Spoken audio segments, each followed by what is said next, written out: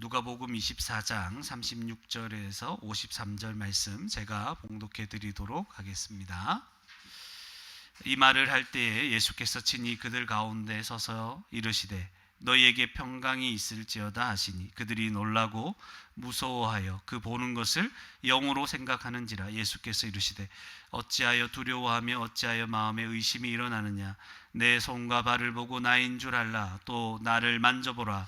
영은 살과 뼈가 없으되 너희 보는 바와 같이 나는 있느니라. 이 말씀을 하시고 손과 발을 보이시나 그들이 너무 기쁨으로 아직도 믿지 못하고 놀랍게 여길 때에 이르시되 여기 무슨 먹을 것이 있느냐 하시니 이에 구운 생선 한 토막을 드리니 받으사 그 앞에서 잡수시더라. 또 이르시되 내가 너희와 함께 있을 때에 너희에게 말한 바 곧 모세의 율법과 선지자의 글과 시편에 나를 가리켜 기록된 모든 것이 이루어져야 하리라 한 말이 이것이라 하시고 이에 그들의 마음을 열어 성경을 깨닫게 하시고 또 이르시되 이같이 그리스도가 고난을 받고 제3일에 죽은 자 가운데서 살아날 것과 또 그의 이름으로 죄사함을 받게 하는 회개가 예루살렘에서 시작하여 모든 족속에게 전파될 것이 기록되었으니 너희는 이 모든 일의 증인이라. 볼지어다 내가 내 아버지께서 약속하신 것을 너희에게 보내리니 너희는 위로부터 능력으로 입혀질 때까지 이 성에 머물라 하시니라. 예수께서 그들을 데리고 베다니 앞까지 나가사 손을 들어 그들에게 축복하시더니 축복하실 때 그들을 떠나 하늘로 올려지시니 그들이 그에게 경배하고 큰 기쁨으로 예루살렘에 돌아가 늘 성전에서 하나님을 찬송하니라. 아멘.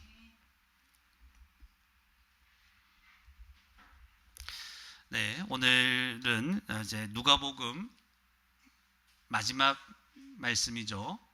예수님의 일생에 대해서 우리 누가복음 1장부터 해서 지금까지 얼마나 지났죠? 한 2년 정도 됐나요? 누가복음 한 지가 굉장히 오래됐습니다. 누가복음을 오늘 마무리합니다. 그런데 이제 우리 친구들의 입장에서는 이 말씀이 나하고 무슨 상관이야 이런 생각이 들 수도 있을 거예요. 여러분 말씀을 들을 때 그냥 그 주마다 여기 나오는 본문 있잖아요. 우리가 갑자기 전체를 다 알 수는 없고 전체적인 줄거리는 여러분들이 다 압니다. 이미 교회에서 많이 가르쳤기 때문에. 그러니 그 주마다 그 나오는 말씀 있잖아요. 그걸 자세하게 한번 들여다 보시기 바랍니다. 생각해 보시기 바랍니다. 이게 사실이라면 놀라운 일이죠. 놀라운 일이고 나를 정말 구원할 수 있는가? 예수님이 정말 살아계시기는 한가? 이 말씀이 나하고 상관이 있는가? 나를 살려주는가? 이 말씀이 나에게 밥 먹여주는가? 이런 거 있잖아요. 그냥 그런 걸 생각하면서 그때만 집중하시면 돼요. 딴 걸 원하지 않습니다. 그것만 집중하시면 여러분에게 하나님의 큰 은혜가 임할 것이고 이 말씀을 통해서 여러분이 하나님을 만난다는 게 무슨 말인지, 하나님이 살아계신다는 것이 깨달아지고 내 대신 예수님이 죽었다는 것이 믿어진다는 게 무슨 말이고, 그 믿음으로 말미암아 성령이 나에게 실제로 오셔서 나를 온통 뒤집어 놓는다는 게 무슨 말인지, 그래서 내 삶이 변한다는 게 무슨 말인지, 이런 것들을 막 깨닫게 되는 그런 은혜가 있을 것입니다. 그냥 열심히 들으시면 됩니다. 들을 때 잘 안 깨달아지면 하나님 살아계십니까? 하나님이 내 인생에 무슨 관계입니까? 여러분, 제가 여러 생각을 합니다. 특별히 우리 성도들, 우리 부모님들은 큰 문제가 없어요. 늘 말씀을 더 듣기 원하고 더 은혜를 받기를 원하기 때문에. 그러나 자녀라서 여기 앉아 있는 여러분들, 제가 여러분들을 굉장히, 특별히 또 목사님의 저의 자녀들은 더 그렇죠. 정말 안 올 수 없잖아요, 교회를. 또 그냥 자녀들로 와서 꼭 이 시간을 견뎌내는 이제 그런 분위기잖아요. 제가 압니다. 괴롭겠죠. 괴로울 때가 많고 오늘도 참아야 되는가. 그러니까 잠밖에 안 오지 뭐. 그걸 모르고 제가 말씀을 전하는 게 아니라는 거예요. 그러나 오늘 말씀을 그냥 어차피 지겨울 거 한번 진짜 하나님 살아계신가 보기나 보자. 이 말씀이 정말 살아있는 말씀이라는데 정말 이 말씀을 통해 하나님을 만날 수 있을까? 내 인생이 정말 변할 수 있을까? 한번 보자. 한번 그렇게 한번 간절하게 매주마다 요 짧은 시간입니다. 한 4, 50분 정도. 요 시간만, 수업 시간하고 똑같죠. 요 시간만 딱 한번 집중해서 하나님을 만날 수 있다면 여러분에게 정말 큰 은혜가 될 것입니다. 제가 바라는 거 그거밖에 없습니다. 그래서 오늘 본문 말씀을 보면 이전에 예수님이 부활하시고 엠마오로 가는 제자들하고 막 함께 하셔서 막 그들에게 성경을 말씀을 깨닫게 해줬죠. 그리고 이제 제자들이 모여 있었잖아요. 모여서 막 예수님 부활했다는 그 얘기들을 막 하고 있을 그때 오늘 본문 말씀이 나타나는 거예요. 깜짝 놀라는 거예요 지금. 자 볼까요? 36절에 보세요. 이 말을 할 때 이 말이 무슨 말이에요? 앞에 34절, 35절 말씀을 할 때 이런 상황에서 떡을 떼면서 이제 과연 주께서 살아계시고 시몬에게 보이셨다. 뭐 두 사람도 길에서 된 일과 예수께서 떡을 떼심으로 자기들에게 알려지신 것 이걸 깨닫게 된 것을 막 알려주셨다. 이런 얘기를 하는 거예요. 그런 얘기를 막 하고 있을 때 갑자기 뭐요? 36절 이 말을 할 때 예수께서 친히 그들 가운데 서서 여러분 이게 얼마나 놀라운 일인지 압니까? 왜 놀랍죠? 예수님이 그 전에 없었거든요. 예수님이 그 전에 없었어요. 엠마오로 가는 제자들과 함께 있다 그들과 함께 떡을 떼시고 난 다음에 예수님이 안 보이셨죠? 안 보이셨잖아요. 그런데 갑자기 예수님이 친히 그들 가운데 딱 서 계시는 거예요. 와, 완전 놀라 자빠지는 그런 시간입니다. 예수께서 친히 그들 가운데 서서 이르시되 뭐라고 이르십니까? 너희에게 평강이 있을지어다. 예수님이 말씀하실 때 너희에게 평강이 있을지어다 이런 얘기를 하는 거예요. 예수님이 안 보였다니까. 처음에 안 보이는 상태에서 갑자기 나타나셔서 이제 보이게 된 거죠. 너희에게 평강이 뭐라고요? 있을지어다. 이 평강이 갑자기 이 말씀을 왜 하실까? 평강이 없으니까 그런 거죠. 아주 단순해요. 평강이 왜 없었을까? 그들이 예수님이 죽으셨다고 죽어서 이제 끝났다고 생각했는데 예수님이 살아났다는 얘기도 막 들리고 하니까 혼란스러운 마음도 있고 여러 가지 마음들이 섞여 있는 거예요 지금. 그럴 가운데 너희들 평안해라 하는 게 첫 번째고, 두 번째는 좀 더 근본적인 의미가 있어요. 너희가 이제 예수님 부활하셨잖아요. 예수님의 부활이 이제 일어났기 때문에 너희들에게 평강이 있다. 무슨 말일까요? 너희가 이제 나의 부활로 말미암아 하나님과 원수되었던 너희가 화목하게 되었다. 너희에게 평강이 있다.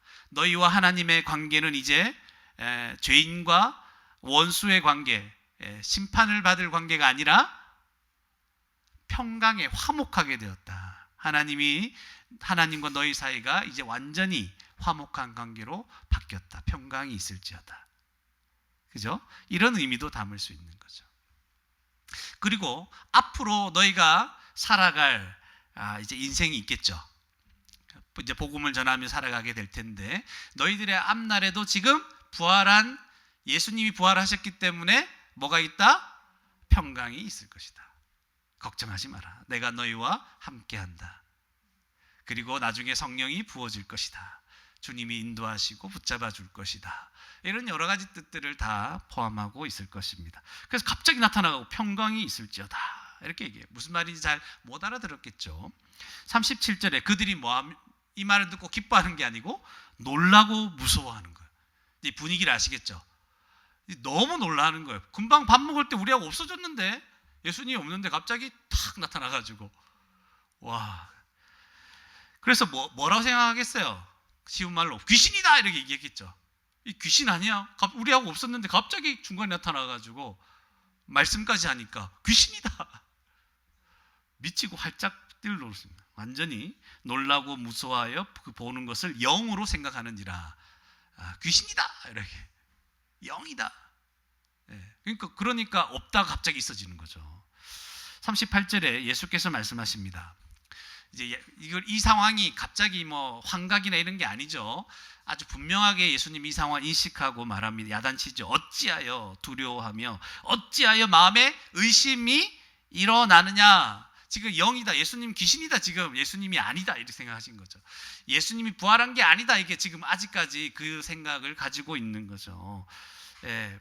그래서 두려워하면서, 너무 두려운 거예요. 귀신 보면 좋아요, 여러분? 귀신 보면 두려운 거죠.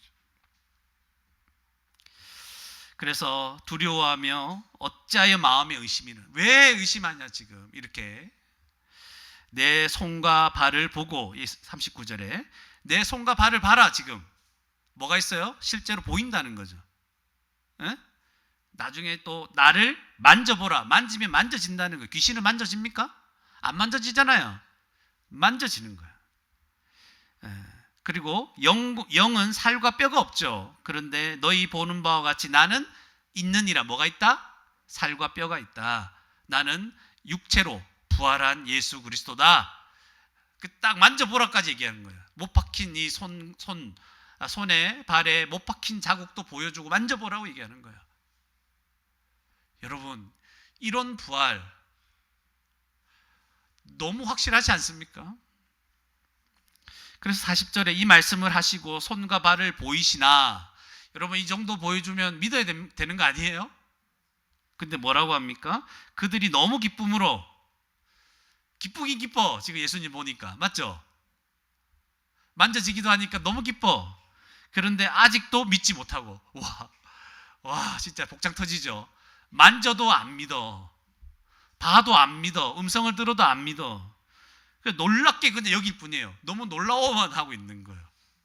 미치고 발작 뛰겠죠. 그러니까 예수님이 안 되겠다, 뭐 하십니까? 여기 무슨 먹을 것이 있느냐. 먹을 것이 있느냐. 갑자기 예수님이 왜 먹을 걸 찾습니까? 배고파서? 아니에요.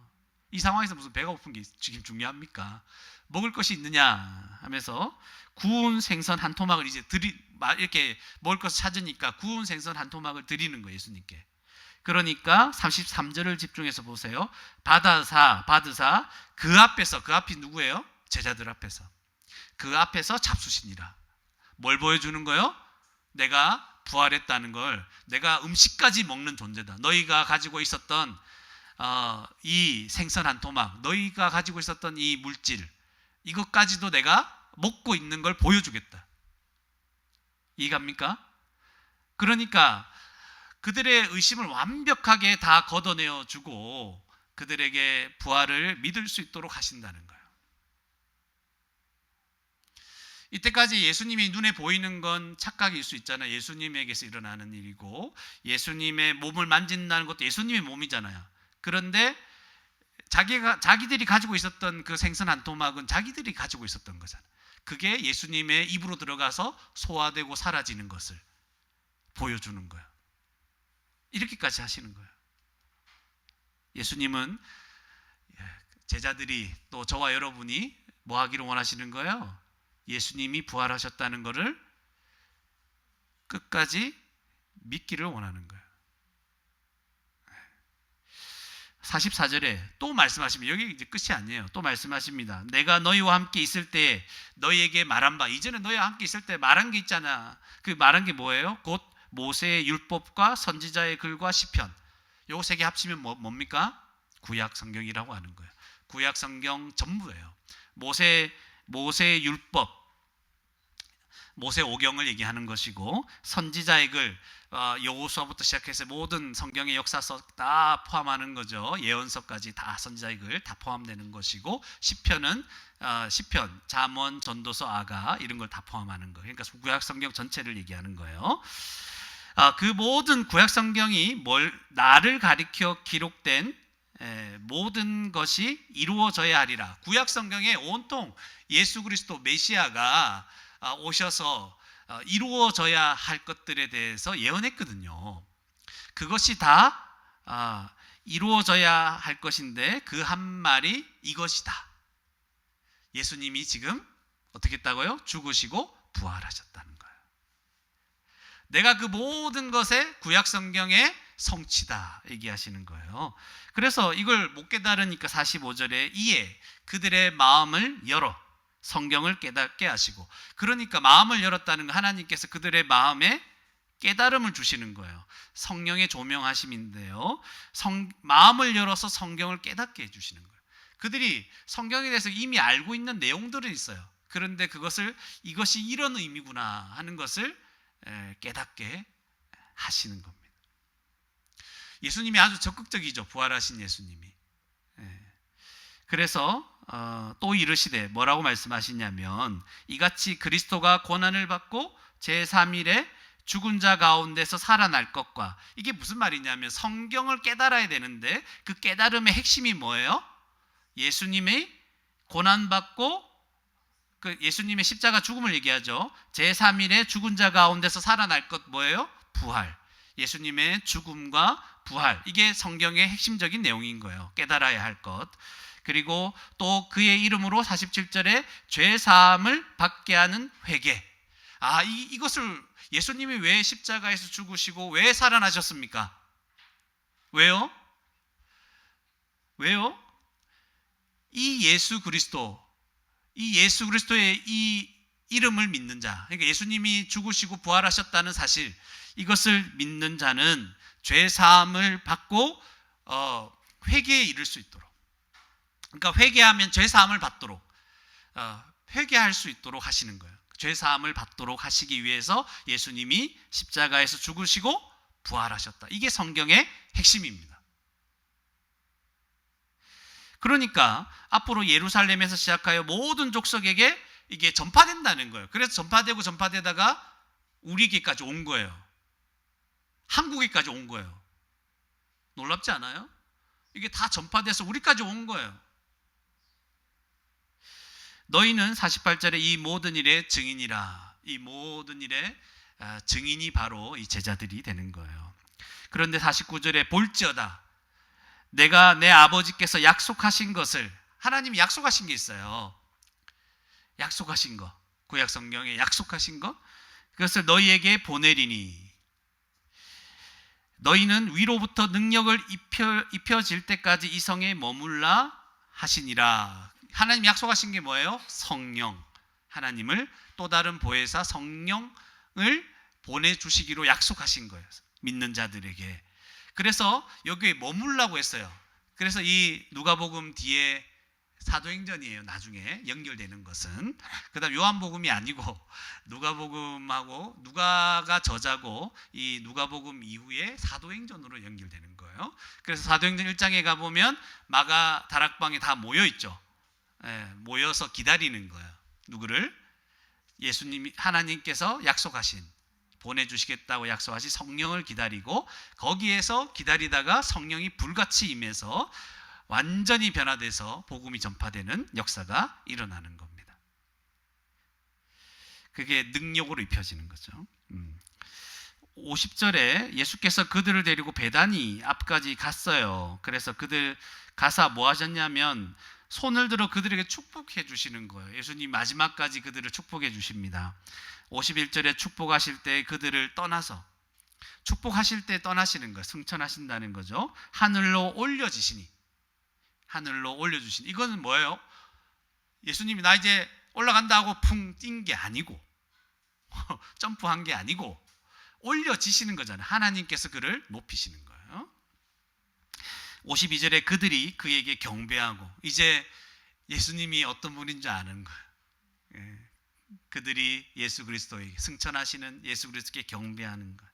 그리고 큰 기쁨으로, 그냥 기쁨이 아니에요. 자신도 도저히 감내할 수 없는 거죠. 감내할 수 없는 큰 기쁨으로 예루살렘에 돌아가서 늘 성전에서 하나님을 찬송하며 살아가게 되는 거죠. 이게 누가복음 마지막입니다. 오늘 말씀을 통해서 세 가지만 간단하게 생각해 보고자 합니다. 첫 번째는 예수님은 우리가 부활을 믿을 수 있도록 도우십니다. 예수님은 우리가 부활을 믿을 수 있도록 도우십니다. 여러분, 예수님의 부활은 믿기 어려운 것입니다. 어렵죠. 예수님이 나타나서 음성으로 말도 하시고 손과 발을 보여주기도 하시고 만져보라 이렇게까지 했는데도 믿기 어려운 거예요. 못 믿어요, 제자들이.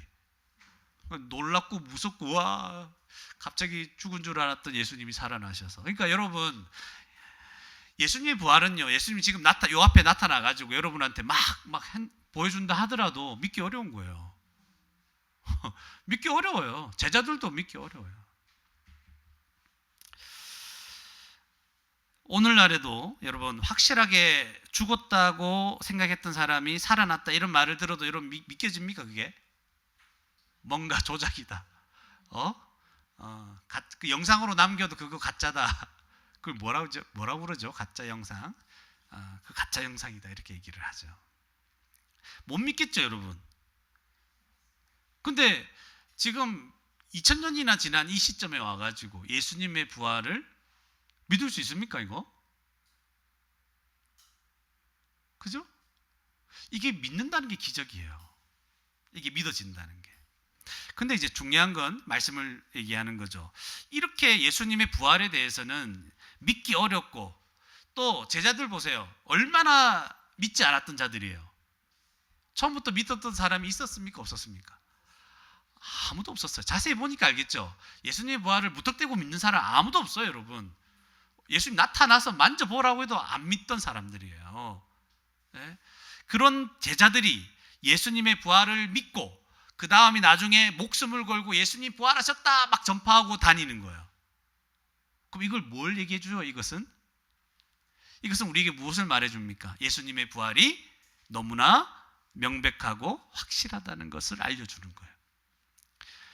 여러분, 정말 안 믿었던 사람이 이 사람들이라니까. 모든 걸 다 보여줘도 안 믿어요. 이랬던 사람들이, 이런 제자들이 예수님의 부활하셨다는 이 복음을 들고 목숨 걸고 전하며 다녔다는 사실은 오늘날 우리에게 뭘 가르쳐 줍니까? 예수님이 진짜 부활하신 게 맞구나 하는 것을 우리에게 더 확실하게 알려주는 거죠. 네, 그렇게 알려주는 거예요. 예수님은 우리가 예수님의 부활을 분명하고 확실하게 믿기를 원하시고, 그래서 그걸 믿도록 도와주시는 분입니다. 오늘 앞부분에 그렇게 강조가 됐죠. 음성으로 들려주시고 손과 발을 보여주시고 만져보라고도 얘기하시고, 또 그 앞에서 구운 생선을 막 먹는 장면까지 보여주시는 예수님의 이 퍼포먼스 어때요? 얼마나 예수님의 그 간절한 마음이 있겠습니까? 믿어라. 얘들아, 좀 믿어라. 내가 부족한 게 뭐 있냐? 더 보여줄게. 믿어라. 끝까지 하시는 거죠. 그냥 예수님 나타나서 말씀하시고 보라 했는데 안 믿으면 에라이 돌아서 가시는 게 아니고, 안 믿는 그들에게 끝까지 믿도록 하시는 거예요. 우리는 생각해야 됩니다. 예수님은 왜 이렇게 자신의 부활을 믿도록 제자들을 도와주십니까? 왜 이렇게 믿게 하시려고 하실까? 여러분도 생각 들죠? 우리 교회 목사님은, 또 우리 교회 어른들은 왜 우리가 그렇게 복음을 듣고 믿도록 그렇게 막 얘기하려고 할까? 왜 그러냐면 예수님이 부활하셨다는 것을 믿는 것이 너무 중요해서 그런 거예요. 너무 중요해요. 예수님의 부활을 믿는 것이 우리 인생에 가장 중요하기 때문에 그래요. 이게 너무 중요해서 그런 거예요. 딴 거 없습니다. 예수님의 부활은요, 하나님이 우리를 구원하시려는 성경 창세기부터 시작해서 마지막 요한계시록까지 있잖아요. 구원의 역사잖아요. 하나님이 우리를 구원하시려는 이 모든 하나님의 역사와 계획들 가운데 절정이에요. 핵심, 포인트예요. 가장 정상에 있는, 그것이 바로 예수님의 부활입니다. 왜냐하면 예수님이 부활하셨다는 것은 뭘 말하는 거죠? 드디어 하나님 나라가 창조된 이후로 죄 때문에 이 하나님 나라가 어떻게 망가졌잖아요. 타락했잖아요. 이것을 다시 회복시키는 절정이 뭐예요? 예수님 부활인 거예요. 죄 문제를 해결했다는 거예요. 너희들의 그 죄 문제, 하나님과 원수되게 만들었고 너희가 하나님의 진노 아래 있게 만들었던 이 죄 문제를 해결했다는 거예요. 그래서 죄의 결과가 가져오는 게 뭐예요? 사망이에요. 죽음이에요. 1차적으로 육체적 죽음이 있죠? 우린 육체적으로 죽을 수밖에 없어요. 원래는 안 죽게 되었는데 우리에게 죽음이 찾아왔고, 그리고 영적인 죽음, 하나님과 원수관계, 하나님과 단절되어 있어요. 이 죽음, 또 제가 가져온 죽음 뭐예요? 우리를 영원한 죽음이에요. 이렇게 하나님과 원수된 상태로 죄인으로 살다가 육체가 죽으면 마지막에 마지막 심판 때 우리는 영원한 죽음, 심판에 들어가게 되는 거예요. 그죠? 이 죄가 가지고 온 결과가 뭐예요? 사망. 이 사망을 이겼다는 증거가 뭐예요? 예수님의 부활인 거예요. 그러니까 모든 하나님이 우리에게 원하시는 모든 것의 절정이 뭐예요? 예수님의 부활. 이 부활로 다 설명이 되는 거예요. 그래서 예수님을 믿는 자는 이제 예수님과 같이 죽어도 우리는 부활할 것임을 확증해 주시는 거예요. 너희는 죽어도 부활한다. 내가 부활했지 않냐. 이제 이 세상을 성도는요, 믿는 자는 승리자로 살아갑니다. 죄와 사망에 대한 승리자로 살아갈 수 있도록 하시는 것이기 때문에 예수님의 부활은 너무나 중요합니다. 우리의 지금의 삶에 있어서도 중요합니다.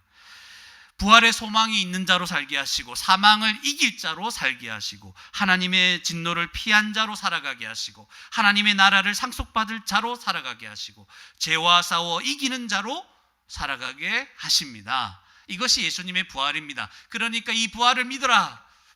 이 부활을 믿어라. 어떻게 하면 믿도록 해줄까? 어떻게 도와줄까? 하시는 겁니다. 이게 우리의 삶에 중요합니다. 우리가 살아가는 삶의 현장은요, 예수님의 부활을 도저히 적용하기 어려운 삶의 현장입니다. 우리가 일상을 살아가는 삶은 예수님 부활이 나하고 무슨 상관인데, 이렇게 생각할 만한 현실입니다. 그렇기 때문에 더더욱 예수님의 부활을 확실하게 믿지 않으면 그 부활의 은혜와 영향력 아래 살아갈 수가 없죠. 우리의 삶의 고통과 또는 반대로 즐거움은 예수님의 부활과 무관한 것처럼 보여집니다. 고통이라 하면 이런 거죠. 우리가 이런 생각을 합니다. 목사님, 숨 쉬는 것 자체가 고통입니다. 보통 많은 사람들이 이렇게 얘기를 해요. 숨 쉬는 게 고통입니다. 이렇게 얘기할 정도로 우리의 삶에는 끊이지 않는 고통이 있습니다. 한번 떠올려 보십시오. 여러분 인생 가운데 어떤 고통이 있는지 떠올려 보십시오. 떠올리기도 싫죠. 너무 고통스러우니까. 생각하기도 싫은 거예요. 그러니까 어른들만 그런 게 아니에요. 이 자리에 참석하고 있는 우리 학생들, 우리 아이들도 똑같습니다. 제가 한번 말해볼게요. 여러분, 고통이라는 말보다는 스트레스가 많을 거예요. 여러분 요즘 무슨 일에 스트레스 받고 있어요? 많죠? 어떤 스트레스겠어요? 한번 맞춰볼까요? 집에만 가면 스트레스예요. 엄마가 스트레스예요. 아빠가 스트레스예요. 그죠? 또 친구 관계 스트레스. 내가 앞으로 뭐 할까? 스트레스고. 왜 나를 뭘 못하게 만들어? 스트레스고. 내 왜 하고 싶은 거 못하게 해? 여러분도 인생의 스트레스예요. 우리 어른들도 마찬가지 스트레스죠. 똑같죠. 우리와 관계한 모든 사람과 스트레스입니다. 우리가 해야 될 모든 많은 일들 때문에 스트레스고. 그게 다른 말로 하면 말이 스트레스지 고통이죠. 고통스러운 거예요. 다. 그러니까 우리가 지금 살아가는 모든 시간과 여러분 아이들부터 시작해서 이제 선호부터 시작해가지고 모든 사람들, 우리가 살아가는 시간과 공간 전체가 스트레스, 고통으로 가득 차 있습니다. 왜 그렇습니까? 이러한 고통은, 스트레스는 죄로 말미암아 온 것임을 잊지 마십시오. 우리는 아직 하나님 나라가 완성되지 않았기 때문에 그냥 여러분 뭘 해도 고통스러워요. 여러분 하고 싶은 거 다 이루어도 고통스러울 거예요. 하고 싶은 거 다 해봐요. 그게 안 고통스럽나? 결국 고통스러워요. 거짓말 같죠? 한번 경험하기 전에 이걸 깨닫는 게 좋아요. 경험하면 이게 벗어날 수가 없었어. 또 고통만 있습니까? 목사님 고통만 있는 게 아니잖아요. 즐거움도 있죠. 맞아요. 즐거움도 있어요. 왜냐하면 우리는 이렇게 고통스러워하다가 놀러 갈 때, 놀 때는 어때요? 즐겁죠. 와, 이게 또 신기해요. 막 하다가 어디 놀러 갈 때, 어디 가서 뭐 맛있는 거 먹고 있을 때, 뭐 하고 액티비티한 뭔가를 하고 있을 때 그 시간 자체는 우리가 즐거워요. 맞죠? 제가 여러분들 이번 EDS 스쿨 할 때 막 엉뚱한 생뚱맞은 뭐 탁구 할 때 뭐 그냥 모두 세상의 고통을 다 잊어버리고 막 즐거워하고 있더라고. 막 미친 것처럼 막 즐거워하고 있더라고. 소리 지르고 난리더라고. 그죠? 그래서 놀 때는 노는 게 이 즐거운 게 전부인 것처럼 느껴집니다. 이런 즐거움도 하나님이 우리에게 은혜로 주신 것의 일부입니다. 그런데 이런 고통이 우리 가운데 대부분의 우리 삶을 지배하고 있을 것이고 또 즐겁게 지내는 시간도 있죠. 그런데 이렇게 막 정신없이 고통받고 즐거워하는 이런 인생의 시간들 가운데 예수님의 부활이 우리에게 무슨 의미가 있는가 하는 거죠. 고통스러울 때 너무 고통스럽고 괴로워. 그죠? 그러고 끝이죠. 그리고 즐거울 때는 그냥 즐거워서 끝이죠. 예수님의 부활이 우리와 뭔 상관인가? 근데 예수님은 우리에게 자꾸 부활을 좀 확실히 믿어라, 깨달아라 이렇게 얘기하거든요. 이게 뭐하고 무슨 상관이냐 하는 거죠. 여러분, 예수님의 부활이 없는 고통은 우리의 인생을 더 소망이 없도록 만듭니다. 또 부활이 없는 즐거움은요, 모든 것이 허무한 것이 되어버리게 합니다. 부활이 없다면요, 인생에 불어닥치는 끝없는 고통은 사라지지가 않고 해결될 수 없는 그런 것일 뿐입니다. 부활이 없다면 그냥 고통스럽구나 이게 해결되지 않아요. 그렇게 인생을 사는 동안 인생이니까 어쩔 수 없이 겪어야 되는 괴로운 일뿐이구나. 나는 괴로워야 되는구나. 인생을 살면, 숨쉬고 살면. 그리고 죽고 나서는 살았을 때 겪었던 고통과 비교할 수 없는 지옥의 고통이 또 기다리는 거예요. 소망이 없죠. 그러니 살아서도 고통스럽고 죽어서는 더 괴롭습니다, 여러분. 기억하세요. 살아서는 고통스럽고 죽어서는 더 괴롭다. 명언이죠. 부활이 없다면, 예수님 부활이 없다면 살아서 지금도 고통스러울 거예요, 여러분. 여러 가지 고민과 진짜 고통스럽고 죽어서는 100만 배 더 고통스러워요. 예수님의 부활이 없다면 그나마 잠시 우리 인생을 사는 동안 겪게 되는 이 고통스러운 시간이 가장 행복한 시간입니다, 여러분. 다시 설명해 드릴게요. 예수님의 부활이 없다면 여러분이 이 인생 가운데 괴롭죠, 여러분. 괴로운 인생 가운데 겪는 이 잠시의 이 고통스러운 시간이 여러분의 영원한 인생을 통틀어 생각해 보면 가장 행복한 시간이에요. 그래서 제가 한마디 합니다. 여러분, 부활을 믿지 않는 사람이 있다면 여러분 이 세상에서 아무리 힘들고 어려운 일을 겪어도 절대로 힘들어해서는 안 됩니다. 왜냐하면 이때가 가장 행복한 시간이기 때문에. 여러분, 끔찍하죠? 다시 얘기해 볼게요. 부활을 믿지 않는 사람은요, 지금 이 세상에서 아무리 힘들고 어려운 일을 당해도 그 고통이 없어지지 않을 것만 같은 인생을 겪어도 그 시간이 가장 행복한 시간이기 때문에 절대로 힘들어 해서는 안 됩니다. 앞으로 더 큰 게 다가옴. 오히려 지금이 가장 좋은 날이기 때문에 막 기뻐해야 돼요. 야, 즐겁다. 더 큰 고통이 지금 없구나. 또 즐거움에 대해 생각해 봅시다. 부활이 없다면 인생에서 누리는 즐거움은 단지 잠시 누리는 즐거움일 뿐입니다. 그러니 허무하고 헛된 것입니다. 여러분, 우리 청소년 아이들이 그러죠. 그런 얘기를 합니다. 엄마 아빠는 뭐 그렇게 심심하게 지내냐, 재미없게 사냐고. 여러분, 우리들도 재밌게 옛날에 살았어요. 여러분이 생각하는 저 거리에 막 돌아다니면서 뭐 사 먹고 뭐 뛰어놀고 뭐 이렇게 하고 싶은 거 마음껏 하면서 살았어요. 근데 이제 그럴 힘이 없어. 그럴 힘도 없고 그게 즐겁지도 않고 그게 그거야. 그냥 가만히 앉아서 있는 게 그게 좋아. 차분하게 있는 게 그게 더 행복해. 그거예요. 옛날에 그게 즐거움이 전부라고 생각했던 그게 즐거움이 다가 아닌 거죠. 바깥에 뭐 돈 있으면 뭐 영화 보러 새로 나온 영화 보러 다니는 거 저도 해봤어요, 여러분. 예? 거기 가서 팝콘 사 먹고, 그죠? 마치고 나서 뭐 친구들하고 노래방 가고, 맛있는 것도 사 먹고 이야기하고, 뭐 그렇게 하루 쭉 보내는 거 있잖아요. 돈 가지고. 그거 못해서 안 하는 줄 압니까?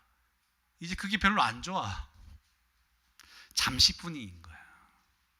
여러분이 곧 우리 나이가 됩니다. 안 믿겠지만 여러분 똑같은 생각을 가지게 됩니다. 이 세상에서의 보통 즐거움을 누리는 것의 많은 부분은요, 이 즐거움을 조금 생각을 해봐야 되는데, 즐거움 중에 많은 부분은 죄악 가운데 즐거워하는 것입니다.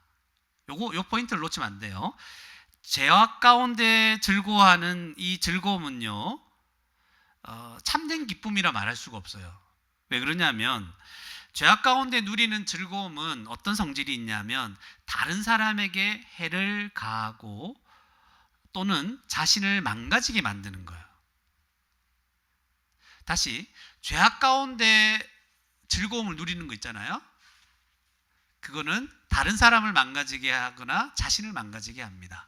여러분, 뭐가 좋을까요? 어떤 예가 좋을까? 여러분, 갑질하는 그 당사자는 즐거워하죠. 힘있는 자들이 막 힘없는 자를 막 놀리고 갖고 놀고 막 그러는 거 있잖아요.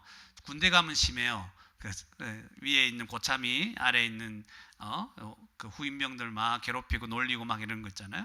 근데 자기는 즐거울지 모르지만 당하는 사람은 어때요? 괴롭죠. 여러분 그런 생각하죠. 돈 많으면, 돈이 많아지면 나 떵떵거리면서 뭐 사람들 부리면서 마음대로 하며 살겠다, 이런 생각 가지고 있죠. 근데 여러분은 즐겁지만 그 밑에 여러분 돈 때문에 여러분에게 시중 드는 사람은 얼마나 괴롭습니까? 비참해지고 인격적인 대우 받지 못하고. 그게 오늘날 일어나는 세상 아닙니까? 그러니까 여러분 게임 좋아하죠? 게임하고 싶죠? 게임을 많이 하면 즐겁죠? 그런데 여러분이 망가지죠. 뇌가 망가지고 시력도 망가지고 모든 것들이 실제적으로 망가지지만 지금 내가 게임을 하고 있는 이 순간은 즐겁죠. 그러니까 죄악 가운데 누리는 즐거움은 자기를 망가뜨리거나 다른 사람을 망가뜨리고 해를 입히는 거예요. 그죠? 근데 참된 기쁨과 참된 행복은 자신도 세우고 다른 사람도 세워주는 거예요. 그죠? 그러니까 이제 죄악 가운데 누리는 즐거움은 하나님이 주신 즐거움이 아니에요. 그냥 그것은 고통을 결국 만들어내는 것일 뿐이다. 예수님의 부활은 우리의 모든 인생의 고통을 이기게 해줍니다. 고통 중에서도 소망을 가지게 만들어줍니다. 그리고 우리가 누릴 수 있는 모든 즐거움을 참된 기쁨으로 영원토록 누리게 만들어주는 것이 예수님의 부활입니다. 이 부활을 모르는 자와 이 부활을 아는 자는 하늘과 땅 차이죠. 그죠? 그렇다면 예수님은 우리가 부활을 믿도록 그렇게 애를 쓰시잖아요. 돕도록 하시는데 어떻게 도우시는가? 두 번째로, 예수님은 우리의 마음을 열어 성경을 깨달아 그리스도 이름으로 제사함을 받는 회개를 하게 하십니다. 예수님은 우리의 마음을 열어 성경을 깨달아 그리스도 이름으로 제사함을 받는 회개를 하게 하십니다. 결국 성경을 깨닫게 하셔서 하나님은 회개하게 하시는 거예요. 그래서 죄사함 받도록 하시는 것이 예수님이 부활을 믿도록 우리를 도우시는 방법입니다. 그래서 이것은 성령의 조명입니다. 마음을 열어. 여러분 오늘도 하나님께서 여러분의 마음을 열어주시기를 원합니다. 마음을 열어. 이것은 성령께서 우리에게 말씀을 깨달을 수 있도록 조명해 주시는 거예요. 밝히 알도록 하신다는 거예요. 그래서 성경 말씀이 깨달아진다는 건 성령께서 지금 우리 가운데 역사하시는 것이라고 제가 말씀드렸죠. 그죠? 말씀이 깨달아집니까? 와, 성령께서 여러분을 지금 마음을 열어서 여러분에게 알게 하시도록 역사하고 계신 거예요. 그렇게 여러분 성경 말씀 깨달아진 적 있어? 진짜? 진실로? 에이 지겨워 이런 거 말고, 또 성경 읽어야 돼? 이런 거 말고, 말씀을 읽을 때 하나님이 나에게 이걸 깨닫게 해주시는구나, 말씀이 이런 뜻이었구나, 이렇게 깨달은 적 있습니까? 그때 성령이 역사하신 거예요. 시간을 들이고 마음을 들여서 진지하게 성경을 살펴보십시오. 성령께서 깨닫게 하십니다. 이게 하나님의 역사입니다. 하나님이 우리를 사랑하는 방식이 이거예요. 좀 진지하게 시간을 들이세요. 진지하게 말씀을 한번 보세요. 들으세요. 오늘 그냥 성경 설교라도 열심히 들으세요. 말씀 읽을 때 좀 진지하게 하나 한 글자 한 글자 보세요. 그러면 성령께서 이것 여러분의 마음을 열어서 말씀을 깨닫게 하십니다. 만약 여러분의 인생이 끝나는 날까지 예수님을 믿지 않는다면 이런 일이 안 일어났으면 좋겠죠. 여러분의 인생의 마지막까지 예수님을 믿지 않는다면 그건 왜 그런 줄 아세요? 여러분이 한 번도 성경을 진지하게 보고 듣고 생각하지 않았기 때문일 것입니다. 그렇게 교회에서 가르치고 또 말씀도 증거하고 말씀을 읽을 수 있도록 했는데 여러분이 예수님을 믿지 않는다면 그것은 진지하게 보고 듣고 읽은 적이 없다는 것을 의미합니다. 여러분, 예수님 부활이 믿어집니까? 본질적인 질문이죠. 부활이 믿어집니까? 하나님의 살아계심이 믿어집니까? 잘 안 믿어집니까, 여러분? 그러면 성경을 진지하게 보시면 돼요. 그게 하나님 만나는 방법이에요. 주님께서 마음을 열어서 성경을 깨닫게 해주신다는 거예요. 하나님이 우리 예수님이 우리를 너무나 사랑하시기 때문에 우리를 도와주시는데 어떤 방식으로 도와주신다고? 성경을 진지하게 볼 때, 성경을 읽을 때 그걸 깨닫게 해주심으로 부활을 믿도록 도우시는 거예요. 그러니까 여러분이 할 일은 진지하게 한번 들어보겠다. 지겨워하지 마시고, 물론 지겨운 거 알아요. 한번 들어보세요. 이게 정말 살아계신 하나님이 나에게 말씀하시는 것인가? 성경이 말하는 바, 우리가 깨달아야 하는 성경의 내용은 뭡니까? 오늘 본문에 나왔죠? 46절부터 나오죠? 예수님의 십자가 죽음. 예수님이 내 대신 내 죄를 대신할 십자가에 죽으셨다, 이것과 그가 죄와 사망을 이기고 부활하셨다, 이걸 깨닫게 해주시는 거예요. 이게 그냥 맨날 반복되는 말이죠. 예수님 우리 죄 위해서 죽으시고 부활하셨구나, 맨날 똑같은 대답. 이 정도 대답이면 모든 것에 대답이 될 수 있죠. 퀴즈 내면 대부분 대답이 이거죠. 이렇게 하면 무조건 맞아요. 대충 맞아요. 그런데 그냥 그렇게 알고 있는, 피상적으로 아는 것 말고 좀 진지하게 말씀을 들을 때 성령께서 막 깨닫게 해주심으로 진짜 부활하셨구나, 진짜 내 죄를 대신해 죽으셨구나, 이걸 알게 해주는 거죠. 그래서 그 예수님을 내가 믿으면 내가 죄 사함을 받게 되는구나.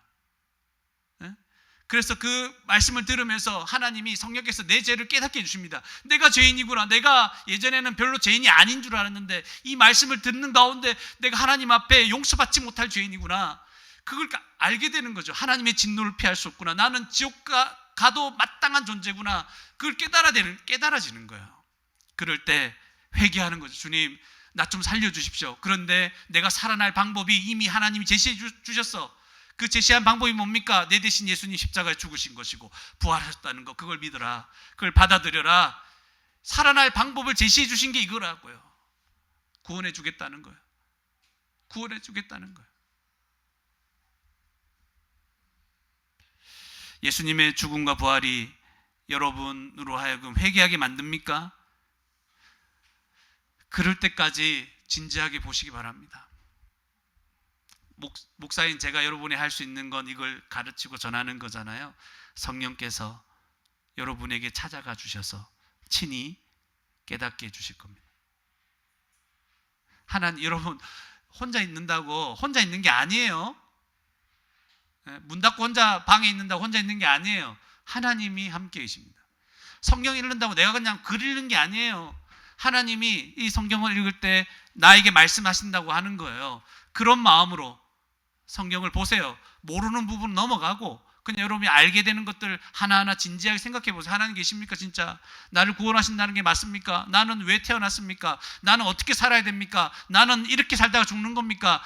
죽음 이후에 진짜 지옥과 천국이 있습니까? 이런 질문들을 가지고 하나님 살아계시다 말씀 좀 해보세요. 말씀 좀 해보세요. 나를 그냥 이렇게 애매한 상태로 내버려 두지 마시고, 내가 살아가는 이 내 주위의 사람들, 친구들은 전부 다 하나님이 없는 것처럼 전부 다 그냥 재밌게 놀고 그냥 재밌게 자기 인생을 살아가고 있는 것처럼 보이고 돈 번다고 정신없고 그렇게 인생을 마음껏 멋대로 살아가고 있는데 나만 바보처럼 느껴집니다. 교회 가야 되고. 하나님 도대체 살아계십니까? 나를 구원할 수 있습니까? 살아계시다면 나 좀 증명해 주세요. 알게 해달라고. 왜 가만히 계십니까? 이런 마음으로라도 성경을 읽으세요. 그러면 하나님이 성경을 통해서 여러분에게 직접 말씀해 주실 거예요. 성령께서 막 깨닫게 해주시면서 마음이 뜨거워질 거예요. 그래서 믿지 않을 수가 없어요. 그 하나님은 이렇게 구원받는 겁니다. 하나님 이렇게 여러분을 인도해 주시는 거예요. 이렇게 역사에서 여러분을 건져주시고 구원해 주셔서 야, 내가 너를 얼마 동안 오랫동안 찾은 줄 아냐? 말씀해 주시는 겁니다. 하나님은 안 보인다고 해서 없는 존재가 아니에요. 여러분과 늘 함께 있는 거, 여러분 어떻게 살아왔는지, 어떤 생각을 하는지, 어떻게 지낸 다 아시는 분이에요. 선호 어린 게 아니에요, 지금. 선호가 어린 게 아니에요. 하나님 살아계시면 저는 선호 나이 때 이미 하나님이 나 정말 살아계심을 알았어요. 근데 아직까지 어린애처럼 지내면 안 돼요, 여러분. 선호, 어린애가 아니에요, 지금. 하나님을 만날 수 있고 그 앞에 엎드릴 수 있어요. 자기가 죄인인 것도 알 수 있어요. 다른 사람은 말해 뭐합니까? 여러분이 죄인인 것을 알고 회개하고 예수님의 부활하심이 우리를 죄에서 건지실 수 있음을 확실하게 알려주신다는 것. 예수님의 부활이 우리를 구원할 수 있다는 사실을 우리에게 깨닫게 해주는 겁니다. 예수님의 이름만으로 죄사함 받을 수 있다. 다른 방법은 없다. 이것을 예수님의 부활이 우리에게 확신시켜 주는 겁니다. 마지막으로 세 번째, 교회는 회개하고 성령을 받아 큰 기쁨으로 하나님을 찬송하고 예배하며 살아갑니다. 교회는 회개하고 성령을 받아 큰 기쁨으로 하나님을 찬송하고 예배하며 살아갑니다. 예수님의 죽음과 부활의 복음을 듣고 이제 깨달아 회개하는 자는 성령을 받습니다. 기다리라고 했죠. 성령을 받습니다. 여러분, 예수님 믿습니다 이렇게 얘기하면 아무 일도 안 일어나고 가만히 있는 게 아니에요, 여러분. 그런 게 아니고 정말 성경을 깨달아서 성령께서 깨닫게 해주셔서 믿게 되면 성령이 여러분 가운데 오신다는 거예요. 그냥 밋밋한 신앙생활 그런 거 없어요, 여러분. 존재하지 않아요. 그냥 엄마 나 예배 드렸어요. 나 예수님 믿는데요. 그리고 아무 일도 일어나지 않아. 그런 거 없어요. 신앙생활이 그렇다면 저도 안 믿을 거예요. 성령께서 여러분 가운데 임하십니다. 성령의 능력으로 오늘 49절에 보면 위로부터 능력으로 입혀진다 그랬잖아요. 성령의 능력입니다. 그가 성령이 오시면 그 능력으로 우리를 완전히 변화시킵니다. 그래서 성도의 삶은 그때 변화되기 시작하는 거예요. 여러분 오해하지 마세요. 기독교는, 교회는 억지로 우리의 삶을 통제하는 곳이 아니에요. 교회 다니면 이거 하지 마라, 저거 하지 마라, 이거 해라, 너 왜 이거 안 하냐, 저거 하냐, 이런 게 교회가 아니에요. 그건 다 착각입니다. 원래 우리에게는 없는 그런 능력이 임하여서, 성령이 임하여서 그 능력대로 성령을 따라 변화된 삶을 살도록, 아니 그렇게 살 수밖에 없도록 변화되는 것이 바로 성도들입니다. 교회 생활입니다. 뭐 이런 얘기 하잖아요. 우리가 나에게 뭐 교회 와서 뭐 이런 건 저런 건 강요하지 마세요. 강요하지 마세요. 예배 드리라고 하지 마세요. 뭐 하지 마세요. 그죠? 이 말은 이제 우리가 해석해서 들어야 돼요. 어떤 말이냐면 나는 아직 성령이 임하지 않았어요. 그렇게 들어야 돼요, 여러분. 해석해서 들어야 돼요. 나한테 강요하지 마세요. 내가 왜 이거 해야 됩니까? 내가 왜 이렇게 헌신해야 됩니까? 섬겨야 됩니까? 예배 드려야 됩니까? 이런 말을 여러분 주위에서 듣고 있다면 해석을 해 들으십시오. 나는 아직 성령을 몰라요. 내가 이대로 살다가는 지옥 갈 수밖에 없어요. 나 좀 살려주세요. 이런 말로 들어야 돼요. 해석을 다르게 해야 돼요. 거기다 대고 왜 안 믿냐? 왜 안 믿냐? 믿어야지. 뭐 이렇게 얘기한다고 믿어집니까 그게? 아까 부활이 믿기 쉽다고 해서 어렵다고 했어요. 부활 믿기 어려워요. 근데 그 부활을 믿으려면 말씀을 진지하게 보는 가운데 성령께서 깨닫게 해주셔야 되거든요. 그죠? 회개하고 믿어야 되거든요. 그러면 성령이 임하거든요. 여러분에게 성령께서 말씀을 깨닫게 하시고 진실로 믿고 회개하고 성령이 임하기를, 구원받기를 간절히 원합니다. 예수님은 50절과 51절에 승천하시죠. 승천하실 때 축복하셨습니다. 축복하실 때 승천하셨어요. 예수님이 승천하셨다는 건 무슨 말입니까? 부활하셔서 만물의 승천하심으로 만물의 주가 되셨다는 것이죠. 만물의 주가 되셔서 교회의 머리가 되심으로 이제 믿는 자들을 어떻게 하신다? 다스리고 교회를 다스리고 충만하게 우리를 인도하여 주신다는 거잖아요. 그리고 성령을 믿는 모든 자들에게 이제 승천하신다는 것은 성령을 믿는 모든 자들에게 부어주신다는 것을 의미하는 거예요. 그죠? 그렇기 때문에 예수님의 승천은 우리에게 축복입니다. 그냥 떠나는 게 아니에요. 야, 잘 지내봐라 떠나는 게 아니고 예수님이 정말 우리와 함께 하신다는 거예요. 성령을 보내주셔서. 그래서 그들을 축복하실 때 승천하시고 그 승천하신 것 자체도 우리에게 축복인 거예요. 이제 함께 하시는 거죠. 그래서 믿는 저와 여러분은 예수님에게 축복을 받은 자인 줄로 믿으시기 바랍니다. 축복을 받은 자예요. 이미 저와 여러분은 축복받은 자입니다. 너무 복을 많이 받았습니다. 하나님이 우리와 함께 하시고 떠나지 않습니다. 우리를 다스리고 인도하고 계십니다. 믿습니까? 우리는 복받은 자입니다. 이런 복음을 깨닫고 회개한 성도는요, 큰 기쁨으로 하나님을 찬송하고 예배하며 살아갈 수밖에 없습니다. 여러분, 예배와 찬양은 우리의 성도의 의무라고 말하기 전에 이게 우리의 큰 기쁨이라는 사실을 잊지 말아야 됩니다. 당연히 이건 안 하면 안 되는 거잖아요. 그죠? 그런데 그런 얘기 하기 전에 뭐예요? 안 할 수 없는 거예요.